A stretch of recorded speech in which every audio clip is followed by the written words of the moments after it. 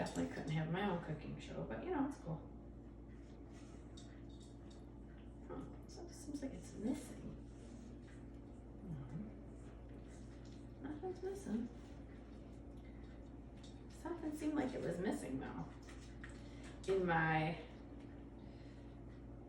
and you know what? I don't make my banana bread enough to know my recipe by heart. It's a little sad, but you know what? Real women, I don't want to say don't have time to cook, but you know, if you're cooking every single night and doing all these desserts, where's time for your man? Or, you know, your kids? So I'm not feeling bad about it. I'm just making it because tomorrow's a snow day and I'm gonna whip some snowballs at my kid, and I'm gonna have some nice banana bread, and I'm gonna make some gluten-free bread here. And then